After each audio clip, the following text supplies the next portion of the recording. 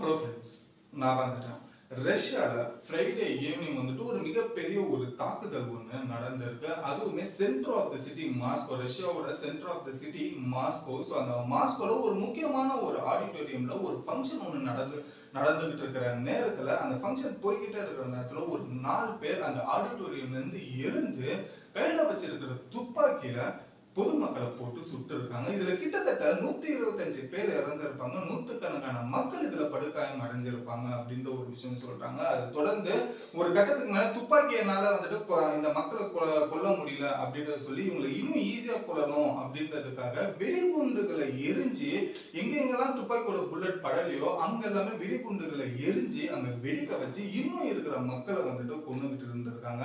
So கிட்டத்தட்ட ஒரு கொடூரத்தோட உச்சம்னு சொல்லலாம். அதுவுமே ரஷ்யால நடந்திருக்கு.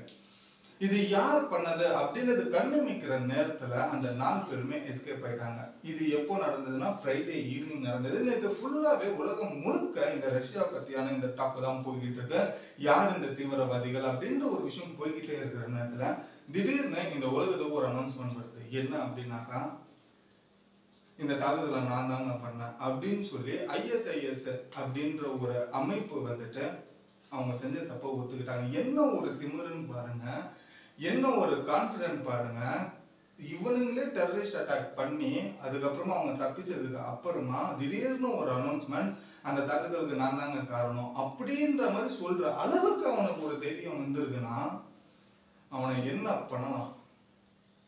ஸோ அதை பற்றி தான் இந்த ஒரு வீடியோவில் தெரிஞ்சுக்கிறோம். எதுக்காக ரஷ்யாவில் திடீர்னு இந்த மாதிரி ஒரு அட்டாக் நடந்திருக்கு, அதுவுமே பர்டிகுலராக ரஷ்யாவில் அப்படி என்ன ஒரு செலிப்ரேஷன் அங்கே நடந்துகிட்டு இருக்கு, எதுக்காக இந்த ISIS இந்த அமைப்பை வந்துட்டு இந்த ஒரு இடத்துல வந்துட்டு இந்த ஸ்பாட்டை சூஸ் பண்ணியிருக்காங்க, இப்போ அவங்க எப்படி தப்பிச்சாங்க, தப்பிச்சவங்கள ரஷ்யா பிடிச்சாங்களா, இதுக்கு பின்னாடி இருக்கிற காரணங்கள் என்ன, இந்த காரணத்துக்கு ஏற்ற மாதிரி இதுக்கு உக்ரைன் சம்மந்தப்பட்டிருக்காங்களா, இல்லை அமெரிக்கன்ஸ் ஏதாவது சம்மந்தப்பட்டிருக்காங்களா, இல்லை இதை தாண்டி இந்தியாவோட ஸ்டாண்ட் என்ன இந்த தாக்குதலுக்கு ரஷ்யா கூட அப்படின்றது ஒரு கம்ப்ளீட் டீட்டெயிலா வெறும் 10 நிமிஷத்துல வழக்கம் போல ஸ்கிராச்ல இருந்து பார்க்க ஆரம்பிச்சலாம். ஸோ வாங்க வீடியோக்குள்ள போகலாம். நான் தான் உங்களோட Avi and welcome to our channel. இன்னும் நம்ம சேனல் சப்ஸ்கிரைப் பண்ணலாம், உடனே சப்ஸ்கிரைப் பண்ணிக்கோங்க. அப்பதான் இந்த மாதிரி உலகத்துல நடக்கிற எந்த ஒரு விஷயமாவும் இருந்தாலுமே நீங்க புரிஞ்சிக்கிற அளவுக்கு ரொம்ப ஷார்ட் அண்ட் கிறிஸ்பியா ஒரு ஆஸ் எ ஃப்ரெண்டா சொல்ற மாதிரி உங்களால சொல்லி புரிய வைக்க முடியும். ஸோ அதுக்காக நீங்க சப்ஸ்கிரைப்ன்ற ஒரு விஷயம் பண்ணிக்கோங்க. அப்போதான் உலகத்தில் நடக்கிற எல்லா விஷயமும் நீங்களுமே தெரிஞ்சுக்க முடியும். அது மட்டும் இல்லாம நம்ம சேனலை பொறுத்த வரைக்கும் இந்த வருஷத்துக்குள்ள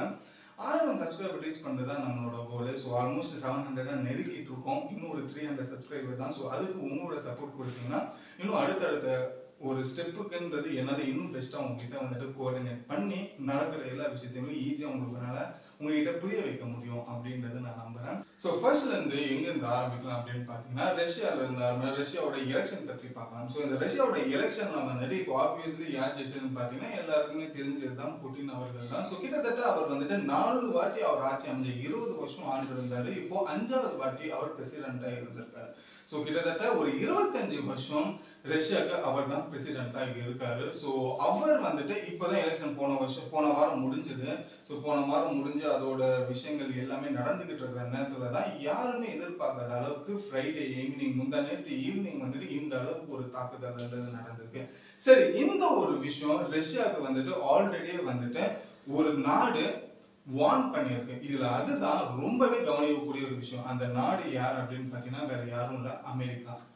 என்னடா அதை சொல்ற அப்படின்னு கேட்டீங்கன்னா, எஸ், அமெரிக்கா கிட்டத்தட்ட 2 மாசத்துக்கு முன்னாடியே இந்த மாதிரி ISISன்ற ஒரு அமைப்பு வந்துட்டு யூரோப் அண்ட் ரஷ்யா மேல ஒரு கண்ணுன்றது ஒண்ணு வச்சிருக்காங்க. ஸோ கொஞ்சம் உஷாரா இருங்கப்பா அப்படின்னு சொல்லி ரஷ்யாவுக்கு வந்துட்டு அமெரிக்கா வார்ன் பண்ணியிருந்தாங்க. ஸோ 2 மாசம் முடிஞ்சது. அதுக்கப்புறம் போன மாசம் கூட இன்னொன்னு ஒரு வார்னிங் அமெரிக்கா கிட்ட இருந்து ரஷ்யாவுக்கு வந்தது. பட் ரஷ்யா இது கவனிக்காம இருந்திருக்காங்க, பெருசா ஒரு கேர் எடுத்துக்காம இருந்தாங்க. அதுக்கு 2 ரீசன் இருந்தது ரஷ்யாவுக்கு. ஃபர்ஸ்ட் ஒன்னு எலெக்ஷன். ஸோ எலெக்ஷன்ல அவங்க ரொம்ப கான்சென்ட்ரேட் பண்ணிட்டு இருந்தாங்க. 2வது விஷயம் வந்துட்டு ரஷ்யா உக்ரைன் வார். ஸோ இந்த உக்ரைன் வார்லயுமே வந்துட்டு புட்டின் ரொம்ப கான்சென்ட்ரேட்டா இருந்திருக்காரு. ஸோ இந்த 2 விஷயத்திலுமே அவர் ரொம்ப கான்சென்ட்ரேட் பண்ணதுனால இந்த ஒரு வார்னிங்கை அவர் கேர்லெஸ்ஸா விட்டதோட விளைவு தான் வந்துட்டு இவ்வளவு பெரிய ஒரு அட்டாக் அப்படின்ற ஒரு விஷயம் பல தரப்புலன்றது பேசப்படுது. ஆப்வியஸ்லி எல்லாருக்கும் இதுதான் முதல்ல எலெக்ஷன் பார்ப்பாங்க, அப்புறம் நம்ம கூட நடக்கிற அந்த போரை தான், நம்ம நாட்டுக்கு நடக்கிற அந்த போரை தான் பார்ப்பாங்க. அதுதான் புட்டினும் பார்த்துருக்காரு போல இருக்குது. பட் தேர்டா வந்து இந்த வார்னிங்கை வந்துட்டு ரொம்ப கேஷுவலா விட்டுருக்காரு. ஸோ அந்த கேஷுவலா விட்டதுனால, இது கேஷுவலாக சொல்ல முடியாது, பெருசா எடுத்துக்கல. ஸோ பார்த்துக்கலாம் அப்படின்ற மாதிரி ஒரு டைட்டான செக்யூரிட்டி எப்பயுமே ரஷ்யாவுக்கு இருக்கும். பட் அதை தாண்டியுமே இந்த ஒரு அட்டாக் நடந்திருக்கிறது தான் வந்துட்டு ஒரு மிகப்பெரிய ஒரு எல்லா நாடுகளுக்குமே ஒரு அதிர்ச்சின்றது சொல்லலாம்.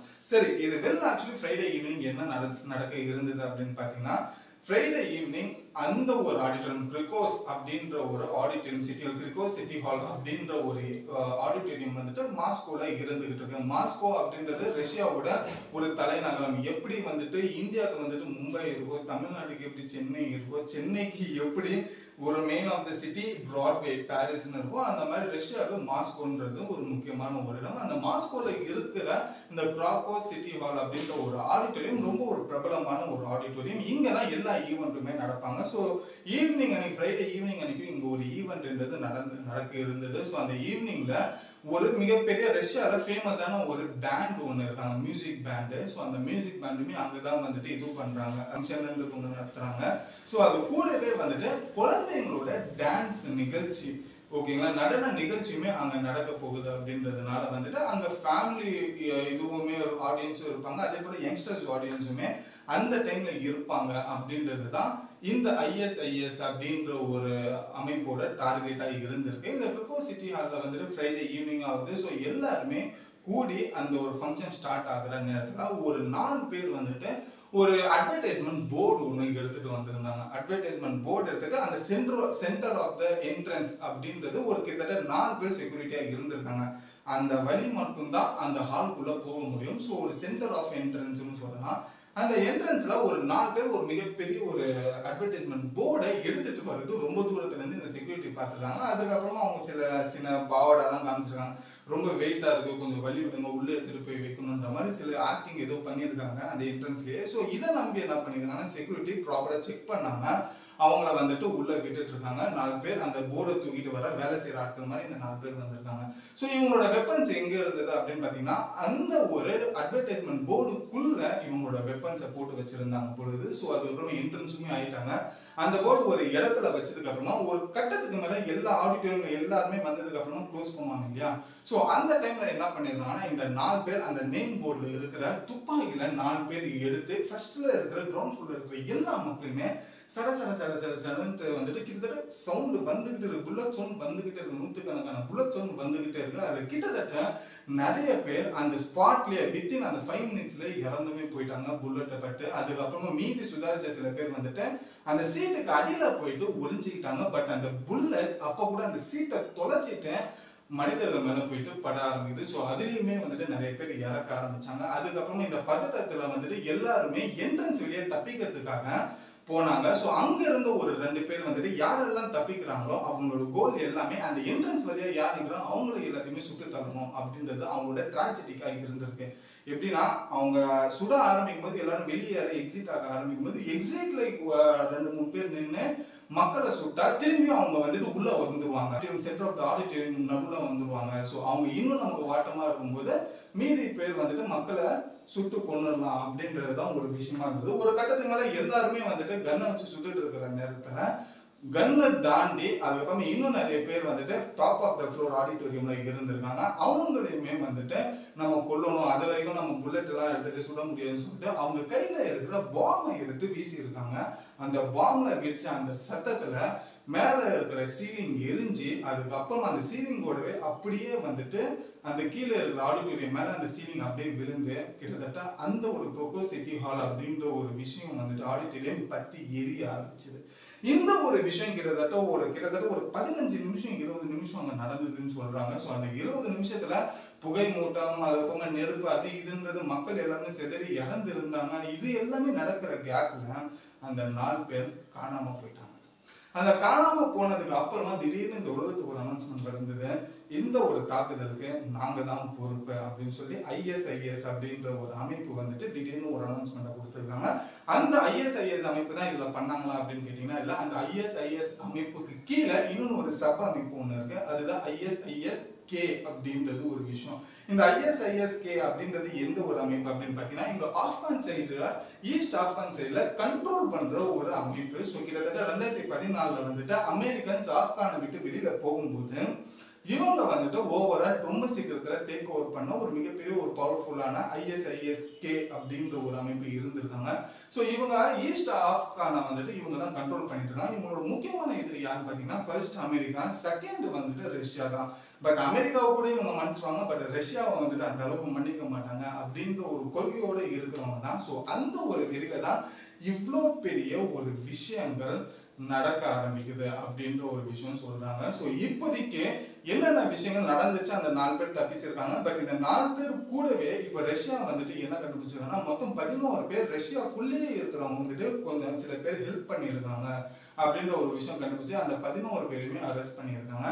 மீதி இருக்கிற 4 பேர்ல 3 பேரை வந்துட்டு பிடிச்சிட்டாங்க காட்டு பகுதியில். இன்னும் ஒருத்தர் மட்டும் தப்பிச்சிருக்காரு. ஸோ அவங்களையுமே கூடிய இதில் பிடிச்சிருவோம்னு சொல்லி ரஷ்யாவில் இருக்கிற போலீஸ் வந்துட்டு ஆர்மி ஃபோர்ஸஸ் சொல்லியிருக்காங்க. பட் இது எல்லாமே இருக்கட்டும், இது உலக நாடுகள் எப்படி பார்க்குது அப்படின்னு பார்த்தீங்கன்னா இந்த ஒரு விஷயம் அமெரிக்கா கிட்ட கேட்கும்போது நாங்க இதை 2 மாசத்துக்கு முன்னாடியே வந்துட்டு இன்ஃபார்ம் பண்ணிக்கிட்டு இருக்கோம்.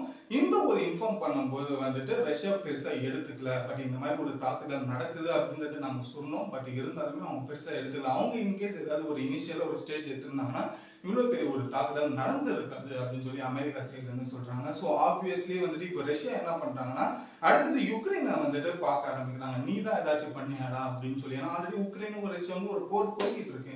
ஸோ அதனால இவங்க தான் அதை பண்ணாங்களா அப்படின்ற ஒரு விஷயம் பார்க்கும்போது ரஷ்யா இப்போ என்ன சொல்றாங்கன்னா இல்ல அதை நாங்க பண்ணல, ஆக்சுவலி வந்துட்டு எங்களுக்கு வந்துட்டு நாங்க போர்னு ஒரு விஷயம் தான், அது போர்க்களத்துல தான் பார்ப்போம். பட் அதை தாண்டி இந்த மாதிரி பொதுமக்களை கொள்ற பழக்கம் நாங்க இல்லை. ஸோ நாங்க எங்களுக்கும் அதுக்கு சம்மந்தமே இல்லைன்னு சொல்லிட்டு உக்ரைன் சரண்டர் ஆயிட்டாங்க. பட் இதோட தாண்டி இப்போ இந்தியா என்ன சொல்லுது அப்படின்னாக்கா எதுவா நடந்தாலும் சரி தீவிரவாதத்துக்கு இந்தியா எப்பயுமே வந்துட்டு எதிராக தான் நிற்கும். ஸோ இப்போ ரஷ்யாவுக்கு இந்த மாதிரி ஒரு தீவிரவாத அமைப்பு வந்துட்டு அட்டாக் பண்ணியிருக்குன்னா இப்போ இந்தியாவோட ஃபுல் சப்போர்ட் இப்போ ரஷ்யாவுக்கு தான் இருக்குன்னு சொல்லி இந்தியா சைட்லேருந்து இப்போ ரஷ்யாவுக்கு ஒரு சப்போர்ட்ன்ற ஒரு விஷயம் கிடைச்சிருக்கு. சரி, இது எல்லாமே இருக்கும்.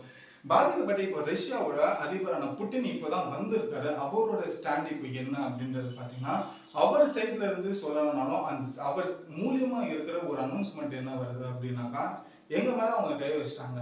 இதுக்கு அப்புறமா அந்த ISIS கிட்டத்தட்ட லிட்டரலி அவர் என்ன சொல்றேன்னா யாருமே இல்லாத மாதிரி முற்றிலுமா அழிச்சிட்டு தான் மறு வேலை பார்ப்பேன் அப்படின்ற ஒரு விஷயத்த சொல்லாம சொல்லியிருக்கு ரஷ்யா. பட் அந்த ஒருத்தர் இப்போதைக்கு தப்பிச்சிருக்காரு. இதுக்கப்புறமா கிடைச்சா அவர் என்ன சொல்லுவாரு, அந்த ஆளை வந்துட்டு ரஷ்யா என்ன மாதிரி விஷயங்கள்லாம் கொடுமையெல்லாம் பண்ணி அந்த ஒரு உண்மையை வாங்குவோம் அப்படின்னு ஸ்டில் நம்ம வெயிட் பண்ணி தான் பார்க்கணும். பட் இதுதான் எக்ஸாக்டா ஃப்ரைடே ஈவினிங் நடந்த ஒரு விஷயம். நீங்க என்ன நினைக்கிறீங்கன்றதையும் கமெண்ட்ல சொல்லுங்க. இந்த விஷயம் புதுசா இருந்தாலும் உங்களுக்கு ரொம்ப புரிஞ்சு இருந்ததுன்னா லைக் பண்ணி உங்க ஃப்ரெண்ட்ஸுக்குமே ஷேர் பண்ணுங்க. இன்னும் நம்ம சேனல் சப்ஸ்கிரைப் பண்ணலாம், உடனே சப்ஸ்கிரைப் பண்ணிக்கோங்க. அப்பதான் இது போல சில விஷயங்கள் நடக்கிறத புரியுற மாதிரி உங்களுக்குமே தெரிய வரும். ஸோ இதோட இப்படி முடிச்சுட்டு நான் கிளம்புறேன். And then